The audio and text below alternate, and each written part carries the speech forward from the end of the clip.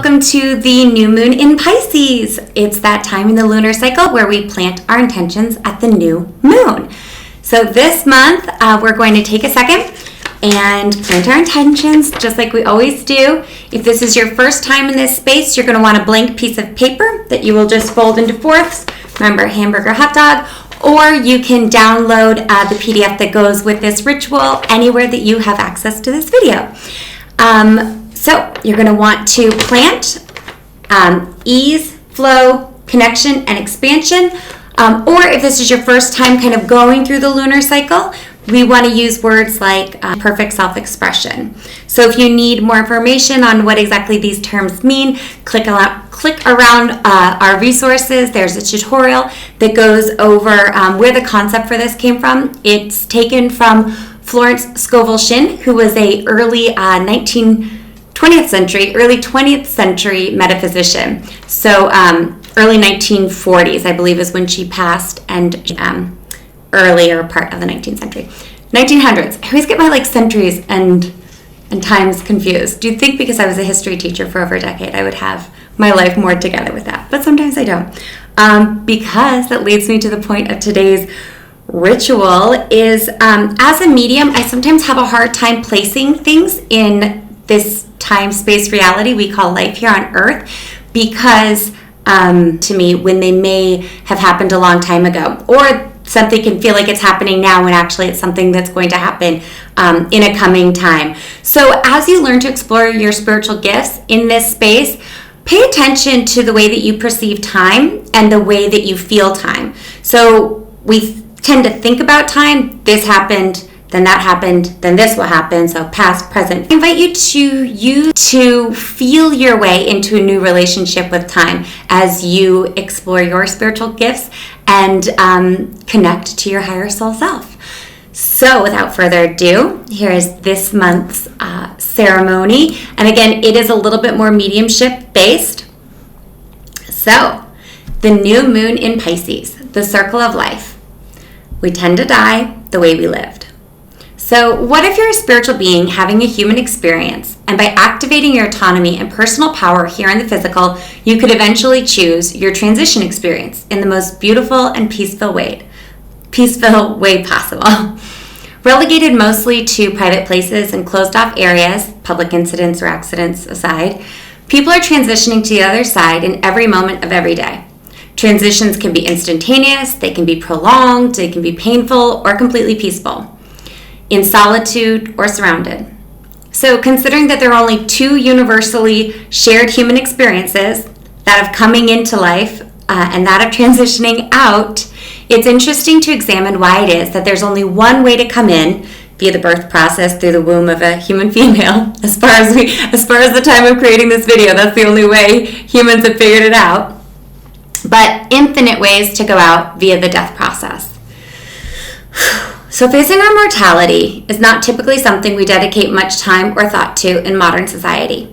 Barring the rare exception when confronted with the inevitability of transitioning to the other side of life, it generally goes that the quicker that we can put distance between ourselves and the death experience, the better. What if, however, that by taking ownership of your time as a spiritual being, having a human experience, you could craft a lived reality that matches the way that you would like to eventually transition? As the final sign of the zodiac, the energy of a Pisces lunation can find us in a vulnerable place if our personal boundaries aren't being respected or our beliefs are being questioned. So rather than fall victim to the prevailing viewpoints in our social spheres or allow others to take advantage of our compassionate nature, this moon's ritual will fortify our auras by anchoring in power and confidence that we are in the driver's seat of our lives to decide our final destination. So with love, light, and a license to live long and prosperously, I want to leave with a little bit of caution. This ritual is not advocating, intending to glorify, or otherwise encourage any form of unnatural death. So this ritual seeks to examine life choices that lead us to a place of final rest at the culmination of our lives' natural ends. So suicide is an unnatural way of ending a life's journey here in the physical and places our soul in a space of reflection that's not always of the highest and best for us as individuals or our soul group or soul families. meaning our family of origin. So if you or a loved one is considering suicide, please seek help via the National Suicide Prevention Lifeline by calling 1-800-273-8255, and that is open 24 hours a day, 7 days a week.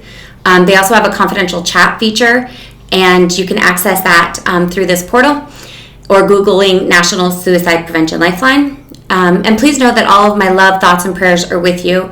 You have a gift to share with this world, and you're not alone.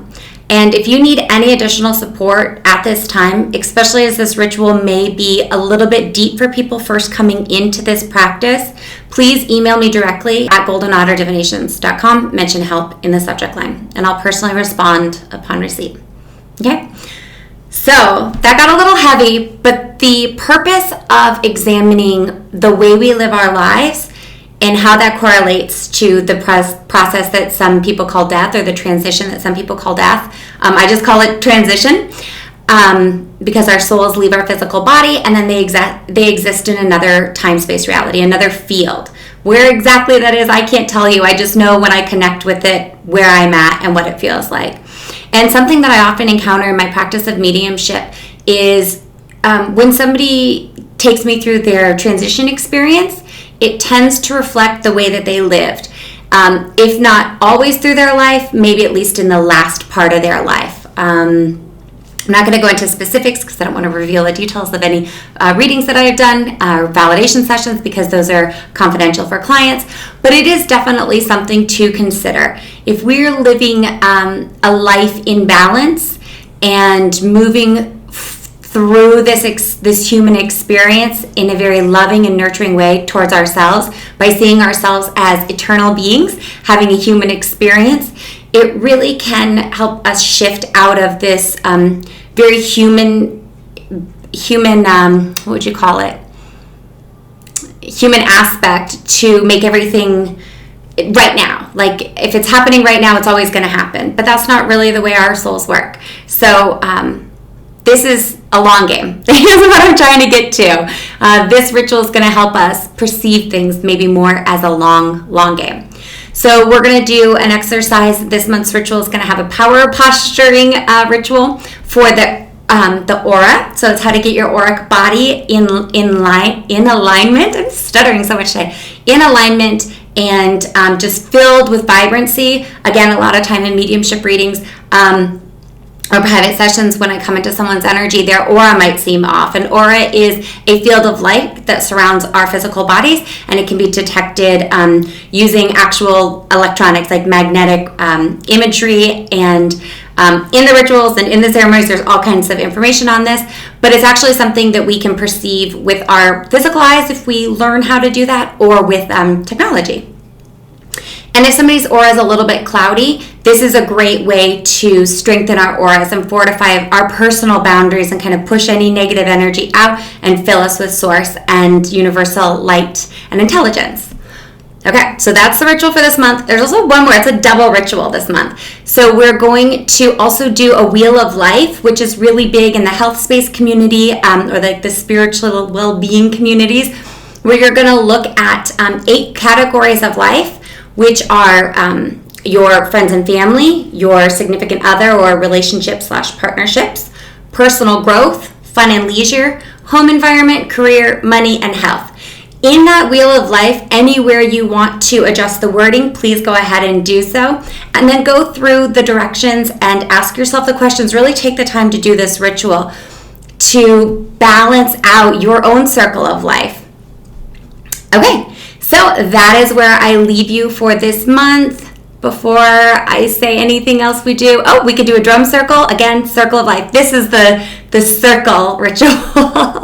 So you can also gather a group of like-minded individuals for a dance party, yoga class, team sport, or other form of physical activity that allows you to circle up and generate life force energy within you by getting in the position of a ring and moving your bodies and your energy to create vibrancy in that space, which is actually why I'm in a bit of a rush, because I've got a women's gathering happening in 30 minutes and I still have to get food in the oven and drinks out of the fridge. So I'm going to go do my circle up activity. I hope that you go do one in person. I also hope that you join us in the ritual space and reach out to me on Instagram, social media, and let me know what your intentions for this month are. Okay, have a wonderful full moon, new moon in Pisces. With love and light, Autumn.